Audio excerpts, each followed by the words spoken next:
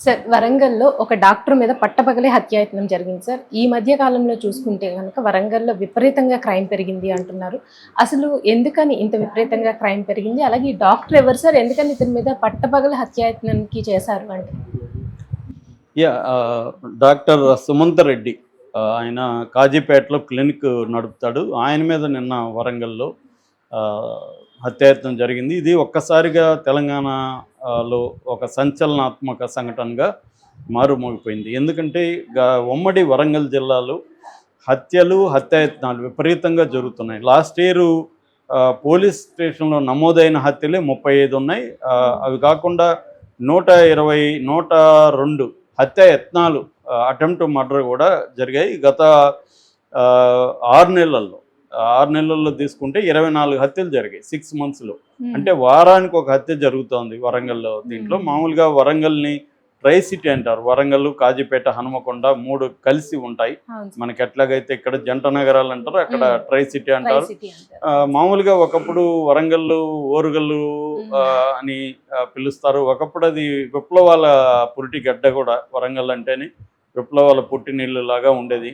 అట్లాంటిది ఇప్పుడు మూక హత్యలు, వ్యక్తిగత హత్యలు, దాడులు, రియల్ ఎస్టేటు, సో కాల్డ్ వివాహేతర సంబంధాలు, వీటి వల్ల ఇలా రకరకాల కారణాలతో వరంగల్ ఏంటంటే ఒక రకంగా తెలంగాణకు అనఫిషియల్ క్యాపిటల్ అని కూడా పిలుస్తారనమాట. ఆ స్థాయి నగరం ఇప్పుడు ఇలాగా వైలెన్స్కి ఆనవాళం అయిపోయిందన్న ఒక భయాందోళన ఉంది. మొత్తం రక్త చరిత్ర అని చెప్తున్నారు. ఈ డాక్టర్ సుమంత్ రెడ్డి ఈయన ఎందుకు చంపడానికి అంటే ఈయన అవును సార్. ప్రాణాలతో అయితే బతికాడు. ఈయన మామూలుగా రోజులాగే 9 క్లినిక్ నుంచి 9 ఇంటికి వెళ్తాడనమాట కారులో. ఆయన బట్టుపల్లి రోడ్లో వెళ్తూ ఉంటే బట్టుపల్లి వైపు సడన్గా కొంతమంది బైకుల్లో వచ్చి ఆయన కారుకి అడ్డపడి కారులో నుంచి ఆయన్ని బయటికి లాగి ఆయన్ని కత్తులతో పొడిచారు. చనిపోయినాడు అనుకొని వెళ్ళిపోయారు. తర్వాత ఈ లోపల అక్కడున్న జనం చూసి పోలీసులకు ఫోన్ చేశారు. కాజీపేట పోలీసులు వచ్చి ఆయన్ని తీసుకొని వెళ్ళారు హాస్పిటల్కి. కొన ఊపిరితో ఉన్నాడు కాబట్టి ఫస్ట్ ఎయిడ్ అయితే చేయగలిగారు. ఎంజిఎం హాస్పిటల్కి తీసుకెళ్లారు. అక్కడ నుంచి అక్కడ వాళ్ళు కాదంటే ఒక ప్రైవేట్ హాస్పిటల్ ఉన్నాడు. ఇప్పుడు ఏదేమైనా ఆయన ప్రాణాలతో కొట్టుమిట్టాడుతున్నట్టుగా చెప్తున్నారు. అయితే ఈ ఒక్క రోజులోనే గురువారం ఒక్క రోజులోనే 3 హత్యలు జరిగాయి వరంగల్ జిల్లాలో. ఒకటేమో పెళ్లి వేడుకల్లో ఒక అటాక్ జరిగింది. పెళ్లి వేడుక జరుగుతూ ఉంటే సడన్గా 2 గ్రూపులు కొట్టుకున్నారు, కత్తులతో పొడుచుకున్నారు. 4 కత్తిపోట్లు జరిగాయి అనమాట మేడిపల్లి దగ్గర హసన్పర్తి మండలంలో. అది కాకుండా చంద్రశేఖర్ అనే అతను వాళ్ళ భార్య అనిత మీద దాడి చేశాడు. దాంతో వాళ్ళ కూతురు, వాళ్ళ అత్తమామ అనితకి సపోర్ట్గా ఇతను ఆపడానికి వస్తే వాళ్ళని కూడా పొడిచాడు. కూతురికి, అత్తమామలకు కూడా సీరియస్ గాయాలైనాయి. అది సంఘటన జరిగింది. అట్లాగే డిసెంబర్ 2వ తేదీ కూడా ఒక బ్యాంక్ మేనేజర్, ఆయన పేరు రాజమోహన్, ఆయన్ని చంపేశారు ఇలాగే. మనం మొన్న చెప్పుకున్నాం భూపాలపల్లిలో రాజలింగమూర్తి, ఆయన అది ఇంకా కూడా సంచలనంగానే ఉంది. ఆయన ఎవరు చంపారనేది ఇంకా తేలలేదు. కానీ ఆ అంటే చంపిన వాళ్ళని అయితే పట్టుకోగలిగారు. ఎవరు చంపించారనేది ఇంకా తేలట్లేదు. వాళ్ళ భార్య సరళ ఏమో బీఆర్ఎస్ వాళ్ళు చంపించారని చెబుతుంది. సో వీళ్ళేమో అసలు మాకు సంబంధం లేదు, ఆయన మా మీద కేసు వేసినంత మాత్రం మేము ఎందుకు చంపాలి, కేసు అదేమవుతుంది, ఆల్రెడీ మా మీద విచారణ జరుగుతుంది, జడ్జితోనే జరుగుతుంది అనేది చెప్తున్నారు. ఎందుకంటే మేడిగడ్డ కుంగుబాటు మీద ఆయన భూపాలపల్లి జిల్లా కోర్టులో కేసు వేశాడు. అయితే ఇప్పుడు అది నిన్న ఒక విచిత్రమైన సంఘటన. అదేంటంటే కోర్టులో ఆయన కేసు విచారణకు వచ్చినప్పుడు జడ్జి ఆయనే లేనప్పుడు ఆయన పిటిషన్ మేము ఎలా విచారిస్తాము, రేపు వాంగ్మూలం ఎవరు ఇస్తారు, ఇవన్నీ అడిగితే పబ్లిక్ ప్రాసిక్యూటర్ లేదు సార్, టైం ఇవ్వండి, మేము దీన్ని మాత్రం మీరు పక్కకు పెట్టకండి, మీ ఎట్లా విచారించాలి ఏంటి అనేది మేము దీని గతంలో ఇట్లాంటివి జరిగినప్పుడు పిటిషన్ వేసి చనిపోయినప్పుడు ఒక సుప్రీంకోర్టు ఎలాంటి తీర్పులు ఇచ్చింది ఇవన్నీ మేము పరిశీలించి మీ దృష్టికి తీసుకొస్తాం, మాకు టైం ఏంటంటే మాత్రం టైం ఇచ్చారనమాట. సో అది కానీ ఒకవేళ ఆ పిటిషన్ విచారిస్తే అప్పుడు ఒకవేళ బీఆర్ఎస్ దీని వెనకుండి చంపించుంటే వాళ్ళ ప్రయోజనం నెరవేరదు. ఇది వీళ్ళు కానీ గట్టిగా చేయగలిగితే కాంగ్రెస్ ప్రభుత్వం కూడా సీరియస్గానే తీసుకున్నట్టుగా తెలుస్తుంది. కానీ లోకల్గా మనకు చెప్తున్న సమాచారం ఏంటంటే పోలీస్ స్టేషన్కి ఆపోజిట్గా ఒక ల్యాండ్ వివాదంలో ఇతను ఇన్వాల్వ్ అయ్యి ఇతను నిజానికి చాలా డిస్ప్యూట్లో ఉన్నాడు. కానీ ఈ మొన్న హత్య చేసిన వాళ్ళల్లో వీళ్ళు ఉన్నారనమాట. రేణుగుంట్ల కొమరయ్య, రేణుగుంట్ల సంజీవ్, ఈ బ్యాచ్ అక్కడ ఉన్నారు. వీళ్ళది పోలీస్ స్టేషన్కి ఆపోజిట్లో ఉండే ల్యాండ్ ఇదనమాట. సో వీళ్ళే చంపారనేది అయితే సరళ కూడా, వాళ్ళ భార్య సరళ, ఆమె కూడా చెప్తుంది. అయితే చంపించింది మాత్రం గండ్ర వెంకటరమణారెడ్డి అని ఆమె ఆరోపిస్తుంది. దీని వెనుక లోకల్ ఎమ్మెల్యే గండ్ర వెంకటరమణారెడ్డి బీఆర్ఎస్ ఆయన ఉన్నాడు అనేది చెబుతుంది. నేను మొన్న కూడా చెప్పాను, ఈయన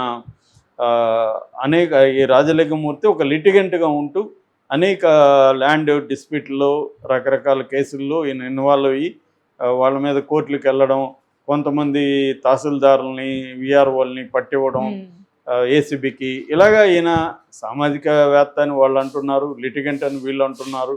ఇప్పుడు ఏంటంటే నేను ఇట్లాంటి వాళ్ళ గురించి కూడా డీటెయిల్గానే చెప్పాను, ఎక్సనక్సలైట్లు వీళ్ళంతా కూడా ఎలా ఉంటారని. సో ఒక్కోసారి ఏంటంటే ఎక్సనైట్లు ఎక్కువ ఉన్న చోట కూడా క్రైమ్ రేట్ ఎక్కువ ఉంటుంది. ఎందుకంటే వీళ్ళు గమ్మున ఉంటారు, వీళ్ళు మామూలు వాళ్ళకంటే క్రైమ్ ఆర్గనైజ్డ్కి బాగా చేస్తారు. మనకు నయం ఉన్నంతకాలం చూసాం కదా నయం ఎంత క్రైమ్ రేటు ఉన్నిందో. అలాగే వీళ్ళు ఏంటంటే ఇప్పుడు ఏంటంటే తెలంగాణలో ల్యాండ్ అన్ని చోట్ల, తెలంగాణనే కాదు, ల్యాండ్ వాల్యూ పెరగడంతో క్రైమ్ కూడా పెరుగుతుంది ఆటోమేటిక్గా. ఎందుకంటే ల్యాండ్ అనేది ఫిక్స్డ్ కదా, అంతకంటే పెరగదు.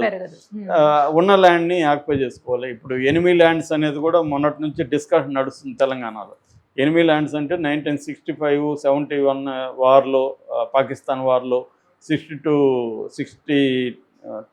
చైనా వార్లో పాల్గొన్న వాళ్ళు కొంతమంది ఇక్కడి నుంచి వెళ్ళిపోయి ఉంటారు. వెళ్ళిపోయినప్పుడు దాన్ని ఎనిమీ ల్యాండ్స్గా గవర్నమెంట్ డిక్లేర్ చేసింది. ఈ మధ్య ఆ చట్టం సవరణ తీసుకొచ్చి ఎనిమీ ల్యాండ్స్ అంటే గవర్నమెంట్కి, సెంట్రల్ గవర్నమెంట్కి దక్కలు పడుతుంది అనమాట. అయితే తెలంగాణలో 10,000 ఎకరాలు ఎనిమీ ల్యాండ్స్ ఉన్నాయని చెప్తున్నారు. ఈ 10,000 ఎకరాలు ఆల్రెడీ ఆక్యుపై చేసేసుకున్నారు. సో ఎవరు ఉండరు కాబట్టి వీళ్ళు వెళ్ళిపోయి ఉంటారు, వీక్గా ఉంటుంది. సో నిన్ననే తిరుపతిలో వేరే మా బంధువు ఆయనతో మాట్లాడుతుంటే చెప్తున్నారు అక్కడ కూడా విపరీతంగా ల్యాండ్ ఆక్యుపేషన్స్. ఎందుకంటే మామూలుగా వీళ్ళ మోడస్ ఆపరెండి ఏంటంటే ఒక ల్యాండ్ ఆక్యుపై చేసుకోవాలంటే దాని ఓనర్ ఎవరని విచారిస్తారు. ఆ ఓనర్ బలహీనంగా ఉండి, అంటే వాళ్ళకి పెద్ద సంబంధాలు లేవు, ఎప్పుడో తరతరాలకు ల్యాండ్ వచ్చి ఉంటుంది కానీ వాళ్ళకి ఏమీ ఇన్ఫ్లుయెన్స్ చేసే అంత ఏమి ఉండదు. అలాంటి సెలెక్ట్ చేసుకుంటారు. ఇక్కడ ఒక్కొక్కసారి రెవెన్యూ అధికారులు కూడా ఈ రికార్డ్స్ చూసి ఎవరెవరు ఓనర్స్, వీక్ ల్యాండ్స్ ఎక్కడెక్కడ ఉన్నాయి, వీక్ ఓనర్స్ ఉన్న ల్యాండ్స్ ఎక్కడెక్కడ ఉన్నాయి లిస్ట్ ఇచ్చేస్తారు వీళ్ళకి డబ్బులు ఇస్తే. సో వీళ్ళు ఏం చేస్తారు, వాళ్ళ ఓనర్స్ని బెదిరించి కొంత డబ్బులు ఇస్తాం తీసుకోండి, లేకపోతే మేము మొత్తం ఆక్యుపై చేసుకుంటామని కొంత డబ్బులు ఇచ్చి రిజిస్ట్రేషన్ చేసుకుంటారు. లేదు దొంగ రికార్డులు కూడా క్రియేట్ చేస్తారు. అలాగా ఎక్కడైతే ల్యాండ్ వాల్యూస్ ఎక్కువ ఉన్నాయి అనే చోట్లంతా క్రైమ్ ఎక్కువ ఉంటుంది. ఈ వరంగల్ దీంట్లో కూడా ఇది వన్ ఆఫ్ ద రీజన్స్ అని ప్రధానంగా చెప్తున్నారు. ఈ డాక్టర్కి కూడా మరి అలాంటి ఏమన్నా ఉన్నాయా? ఆయన ఇప్పుడు డాక్టర్స్ అంటే డాక్టర్స్ కూడా రకరకాల వ్యాపారాలలో, రియల్ ఎస్టేట్లు, రకరకాల వ్యాపారాలు చేసేవాళ్ళు ఉన్నారు, ఫైనాన్స్ ఇవన్నీ చేస్తుంటారు. ఇప్పుడు ఎందుకంటే వైద్యం కూడా one of the lucrative businesses కాబట్టి ఆ మధ్య కూడా ఇక్కడ గన్స్తో కాల్చుకొని డాక్టర్లు వాళ్ళ పార్ట్నర్షిప్ కాల్చుకొని చనిపోయిన సంఘటనలు చూసాం. అందువల్ల ప్రైవేట్ హాస్పిటల్స్ వచ్చినాక దాని చుట్టూ కూడా క్రైమ్ అనేది పెరిగింది. సో అభివృద్ధితో పాటు క్రైమ్ కూడా రకరకాల